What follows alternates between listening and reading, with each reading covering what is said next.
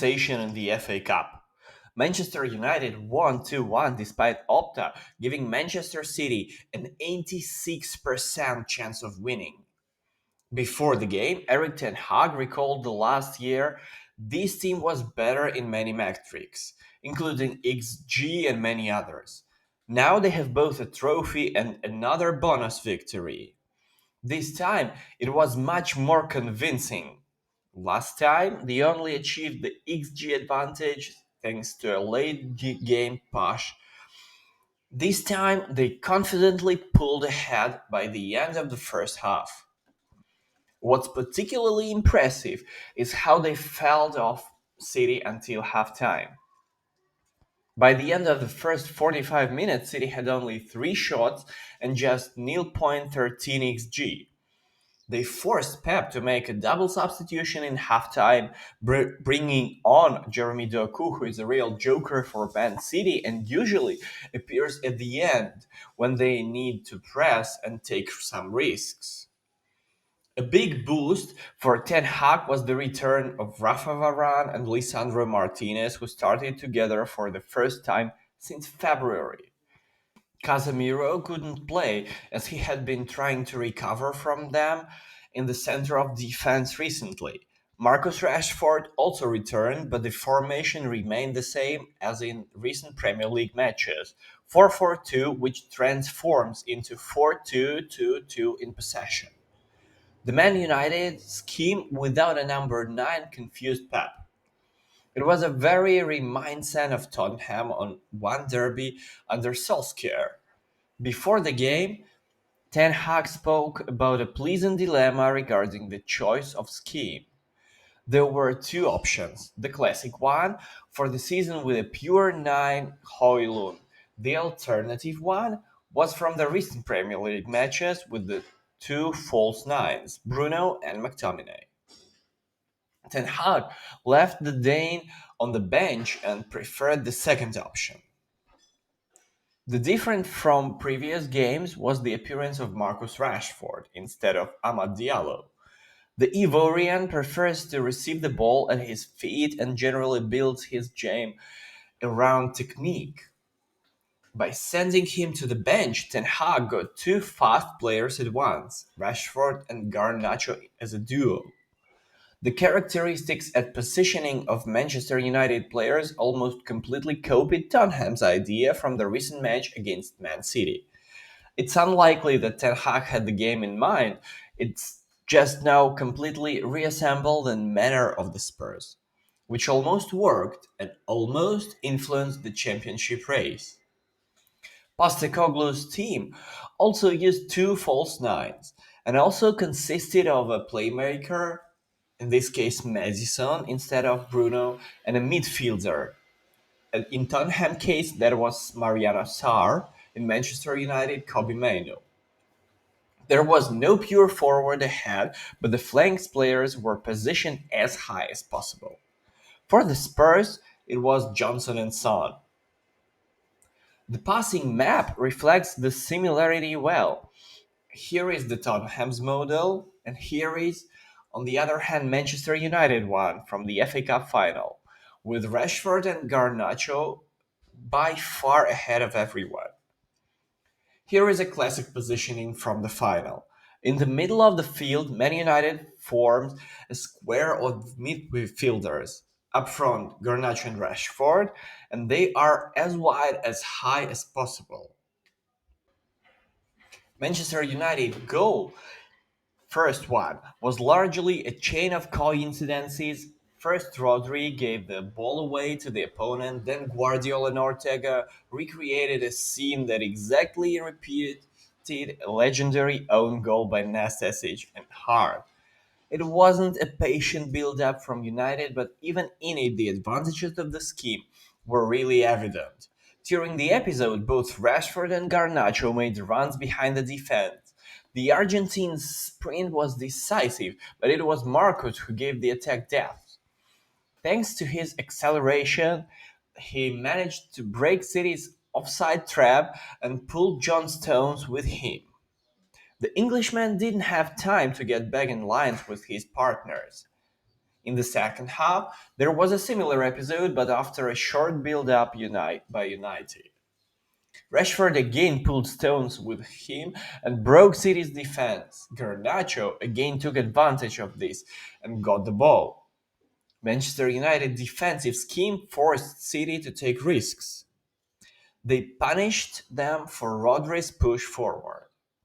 Playing without a pure forward is good, but what about the off-ball mode, which United spent most of the match in? Here Ten Hag remained faithful to the principles from all recent derbies. Key points were the attacking quartet positioning was as narrow as possible. They didn't hide, they were covering the center and leaving the flanks open. Amrabat and Mainu played man to man. Moroccan opponent was usually with Foden and Mainu opponent was De Bruyne. They pressed very rarely. Mostly they met with a mid block. The ideal option was to force City to attack from the flanks and cover the air. This is how it looked in practice. The performance was good at all points. Especially high quality was the performance against Foden and KDB, City's two main playmakers. Ten Hag didn't hide before the match that their content was United's key defensive tasks. It worked. Phil was never allowed to shoot from his favorite area in front of the penalty box. De Bruyne ended the match at the beginning of the second half without creating a single chance. In fact, Ten Hag's plan failed only once during the game, when Mainu stayed forward and Bruno temporarily replaced him in the holding position. The Portuguese switched off for a couple of seconds and missed Foden. A potential problem for United could have been the gap in defensive midfield when Mainu and Amrabat were drawn out by opponents. Holland isn't the best specialist in the world to exploit this. He mostly ignored the chances, and when he did drop back for the ball, he almost immediately lost it. However, during the first half, dangerous runs into the open space began to be made by Kovacic and Rodri, and Kovacic's runs were especially surprising. He wasn't known for this before. Rodri joined him during the half. The key problem for City was execution. Midfielders' runs were only dangerous in the build-up phase. They didn't lead to actual chances. The side effect was opportunities that United could exploit to counterattacks. The second goal was a direct result of Rodri's push forward. First, the Spaniard organized the gap in United's defense, and he even created a half chance for De Bruyne. But then, physically couldn't get back. City's midfielders were left without its main specialist. Foden tried to cover, but he lacks the appropriate skills. The result was mixed. On the one hand, Kovacic and Rodri runs pointed out a potential flaw in Ten Hag's system. On the other hand, to press his flows, risks had to be taken.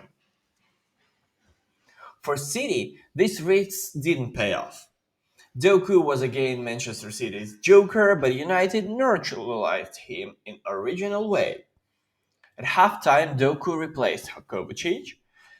City abandoned the idea of attacking through the center and began to focus on left flank, the new man Jeremy Doku flank. The impetus increased after De Bruyne substituted. Pep removed him 10 minutes into the second half, and that showed how he lack of ideas to break Manchester United defensive lines. In their attempt to find Jeremy Doku, City even made errors. Here, Rodri tries to send the Belgian through with a pass from his half and ends up making a mistake. On the second scenario, Aaron Wan-Bissaka was up against Doku on the tops, and he is a specialist in one-on-one duels. The Englishman didn't fail, and Jeremy still benefited City with his signature qualities. One of his favorite moves is to attract two opponents and find a free partner with a pass. This worked well at the start of the second half, but then Manchester United neutralized that extremely successful. Usually, City's opponent countered the threat posed by Jeremy the same way. Real Madrid and Chelsea behavior was indicative. Both Ancelotti and Mauricio Pochettino sent a central defender to Doku's flank, along with a hard-working midfielder, like Vasquez or Conor Gallagher. United resisted that an additional centre back appeared, but only in the end, and not instead of Wan-Bissaka. It could be said that Doku punished them, but the goal episode was an exception. It came after an extended set piece and when Jeremy had not been causing troubles for a while. United's solution was to redirect the threat. They only sat deeper, but also began to stifle the flank with 4 or 5 players. Even substitute Hoyland was responsible for contention.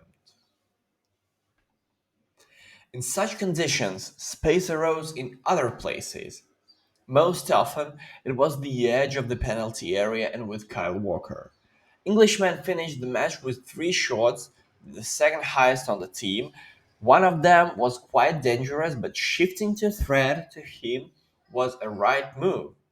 The last time Kyle scored was the season before last, and from a long shot, almost 4 years ago.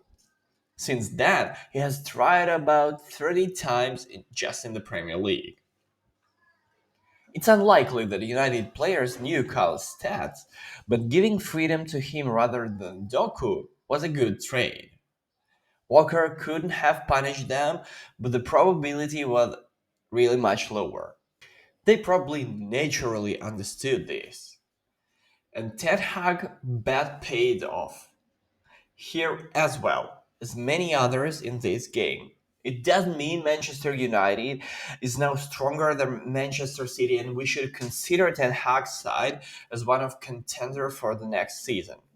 But this particular plan was pretty good build up and the practice is that it is extremely important how well fit are the key players for this system.